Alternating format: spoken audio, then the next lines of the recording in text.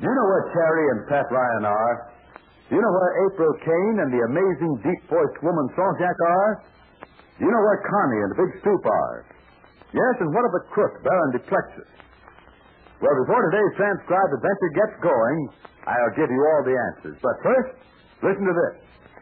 Terry and the Pirates is brought to you by the makers of Libby's tomato juice, one of Libby's 100 famous foods. I'll bet that by this time you boys and girls have tried Libby's tomato juice and know how really wonderful it is. So now's your chance to tell the other kids about it. Boy, there just never was a better tasting drink than this tomato juice of Libby's. It's so refreshing, kind of perks you up and makes you feel raring to go. You might not think that anything so downright delicious would have important food values, too. But Libby's tomato juice has. Yes, sir. It's rich in two of the vitamins you hear most about. Vitamin C and vitamin A, and it's got vitamins B1 and G besides. So when you ask your mother to buy some more of that grand-tasting Libby's tomato juice, just remind her of all it does for you, how it's got vitamins that every one of us should have. Remember, the name is Libby's, spelled L-I-B-B-Y-S. You want to be sure that's the kind of tomato juice your mother gets, because Libby's is pressed from red, ripe, prize tomatoes. Taste simply super. You'll want a big, cold glassful every single day. And now, Terry and the Pirates. Now, where were we? Oh, yes. Well, Baron Duplexis was too clever for Connie and Big Stoop. Instead of those two lads making him a prisoner, he's talked fast to the Indochina police, and now Connie and Stooper are behind bars in the jail at Leo Kai. And the Baron, together with Slugger Dunn, is headed for the town of Yankuk. There he hopes to locate the woman Sonjak and recover the fortune in gold which was stolen from him. Yeah, and which he had stolen from somebody else. As for Sonjak, well, she has the gold and April Kane as her prisoner. She escaped in a big plane and landed safely on a jungle stream. And Terry and Pat Ryan, well, they followed Sonjak's plane in the smaller one, but ran out of luck. Yes, the pilot was a tricky heel. He landed in the small jungle clearing and tried to crack down Terry. But Pat cracked down on him. And now he lies unconscious on the ground. It would be a bright and cheerful morning if it wasn't for that. Well, Pat, he certainly put his nose on the top of his head. But now what? Well, the inventory reads as follows. One pilot, slightly damaged. Check.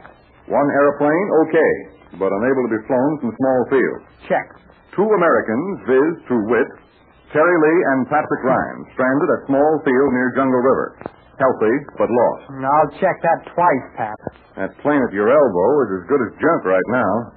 Can't be flown away, so the Baron Duplexis is out with one aircraft. Yeah, and one pilot, too, from the looks of our pal here. Well, that's what he gets for trying to swing on us with a monkey wrench. He missed you, but I didn't miss him.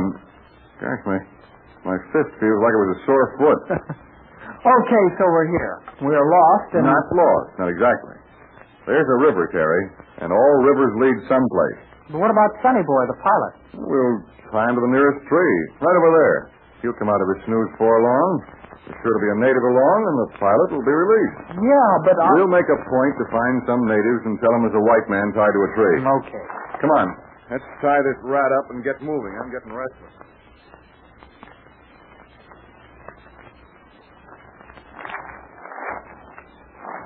Say, Pat, how did you know our pilot was so tricky? Of course, he was one of Baron Duplexis' men, but... Well, we saw where Sonjak landed her big plane. So did he. All of us could see that marked spot by the river. Well, the pilot is after that gold as well as Duplexis is. And then I saw the pilot reach over and cut his ignition switch now and then, and that made the plane motor miss. Oh, he figured he could scare us, huh? Sure. Then he figured he could land and then bump us off, and we were climbing out while he fixed his engine. Yeah, and it didn't work. We ducked the trouble just in time. But how did he figure on getting the plane in the air again? I guess he didn't. He wanted that gold. He knows Sonjak has it. Yeah, she has April, too. Well, we'll do what we can to get April free from that female baritone. Let's get over near the river. I got a hunch we can find out a few things about her.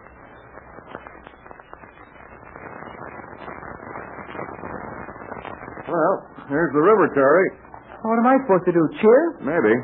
Wait till I talk some more. Wonder where Sanjak's plane is. Must have landed in the water. Look, I got it all figured out, but maybe I'm wrong. Shoot. Okay. We know that the big plane with April and Sanjak landed upstream from here, right? Right. Maybe a few miles on upstream. Now then, the easiest way to get out of this jungle is to float down the river. Or come down in a power boat. Sanjak will have to pass this point if she uses a boat, right? Makes sense to me, Pat. So we try and stop that woman, rescue April, and get hold of the gold, huh? Well, it reads like the first chapter of a book, the way you say it. Well, do we do or do we don't? We do. Sanjak's trying to get the gold out of Indochina. This river must flow into the sea. Now, wait. I borrowed a map from the plane back here. Let's have a look-see. Yeah, now look here, Terry. I'd say we were somewhere along here, about this place. Mm-hmm. Sorry, there's no towns along the river. No. The nearest town of any importance is Yankuk. Now, that's down here, where the river flows into the sea. We could cut off our escape if we could guard this river. If we knew what kind of a boat would come down. Yeah, but this stream is too wide, and we can't stop every craft that comes down. We'll end up on the bottom of the river. So, what do we do? We've got our help, but that's about all.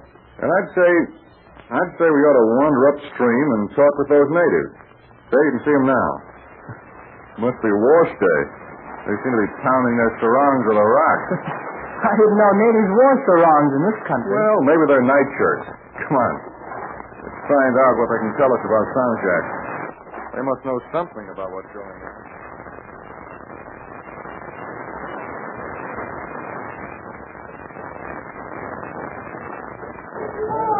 Well, Pat, what did you find out? Plenty. That is plenty when you figure how difficult it is to get information out of these natives. They seem to be talking enough. Well, one of the laundresses over there speaks a little English. She said a motorboat went up the river a few days ago. Motorboat? Yeah. So I made a deal with one of the men, the lady's husband. He's a fisherman, and he's going to let me use his fishnet. Going fishing? Hey, I thought we were trying to... Yes. Fishing is just the word. I'm going fishing for Sanjak. And if I catch her, I'll also catch some small fish. April canefish. You'd better come out of the sun, Pat. It's beginning to get you. No. Look, it all makes sense. With the help of a few natives, we'll stretch the nets across the river, just below the surface of the water. Then, when that motorboat comes downstream, the propeller will catch in the nets, and there you are.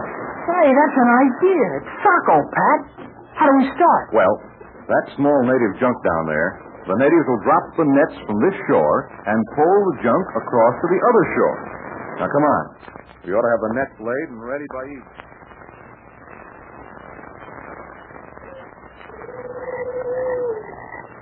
Oh, Pat. My time to watch. You take this blanket and lie down where I was. Well, you didn't have to get up, Terry. I couldn't sleep very good anyway. The deck of this junk is like a rock. What time is it? About after midnight. See anything along the river? Not a thing. Once in a while, a fish jumps out of the water, but aside from that and those frogs, it's been the loudest silence I ever heard. I wonder if the nets are okay. Yeah. They're stretched across the channel. The natives did a good job. Well, then we'll be able to stop that motorboat when it comes downstream, huh? Yeah. So all you have to do is sit here on this coil of rope and wait. Oh, I'll catch a little shut-eye while I can. I'll relieve you in an hour or so. Okay. It'll be almost dawn by that time.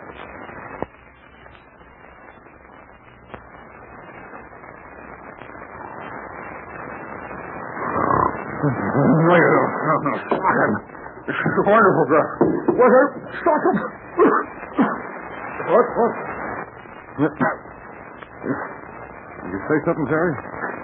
No, I didn't say a thing, but you've been talking of Blue Street. All right. I must have been asleep. Yeah. I guess I had a nightmare or something.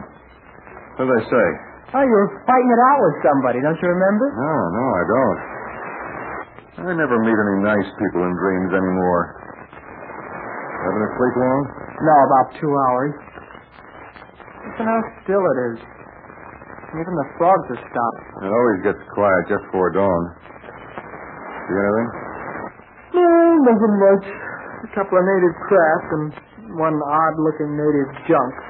They're all going downstream, going to the main town to sell fish or whatever. How long ago? Oh, about an hour. And no motorboat, eh? Not a sound. That's funny. If Stone Jack was coming downstream, she ought to... Hey. Who's that out there? So dark on the river, I can't... Oh, yeah. Looks like a native canoe. Two natives with us. Well, they're paddling over here. Well, all the natives look alike to me. Maybe they want their nets back so they can go fishing. You can't say that I blame them. Hello there. You want to come alongside? They like that trick landing over there, Terry. Okay. Here, I'll hold your canoe. Oh, a piece of paper. No speak English? Paper for me? Well, how did anyone know we were here? All right, let's have the paper. What is it, Pat? Now bring that lantern over here. Oh, here you are. Well, the lantern's no good unless it's lit. That's a detail you overlooked. Oh, yeah. Okay. Now then, what's that note you just got? Seems to be a message scribbled on a piece of an envelope. Hey, come back here. Where'd you get this note? Hey, you! Hey, come back! Well, they won't come back. No, I guess not. Well, now then, let's see. Hold the light close. Hey, listen to this, Terry. Uh-huh. That's what it says. It was rather a good idea, but men are so easily fooled. I had no trouble disguising my motorboat as a native junk, covering the propeller and drifting over your nets in the darkness. Really, it is a waste of time. Why do you not go back to the United States? It's signed Stone Jack. Well, what do you know? I saw that queer-looking boat, but I never dreamed it was... Well, at least we know one thing, Terry. We know that Stone Jack has slipped through our fingers. She's on her way downstream. Yeah, with April.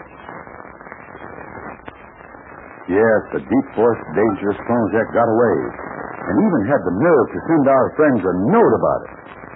By now, they should realize they're dealing with a woman fully as clever as the Dragon Lady. And as for rescuing April's cane from Stone Jack, well, that's going to be a job. I'll tell you more in a moment. Just a reminder, boys and girls, of that swell drink you're going to ask Mother to get. It's Libby's tomato juice, wonderful tasting and a grand source of vitamins. And I wish you'd tell her, too, about all the other Libby foods that taste so good and have such fine food values. Libby's peaches, apricots, and other fruits. Libby's tender young peas and golden corn and other vegetables, corn and other vegetables, corn and other vegetables, corn and other vegetables, corn and other vegetables. And the many Libby's meats. They're every one a standout for flavor and food value. Yes, it's easy to get nutritious foods that taste wonderful if you just ask for Libby's. You know, boys and girls, every young American can do his bit for victory. Buy United States stamps regularly, 10-cent ones or 25-cent ones. Soon you'll have enough for a bomb. In tomorrow's transcribed Terry Tale, we'll learn what new clues Terry and Pat discover and how they trace Stone Jack and April. Yes, and we may join this amazing woman who has hypnotized Miss Kane and stolen a fortune in gold almost single-handed. Let's keep the tip-top radio appointment of the week tomorrow, shall we?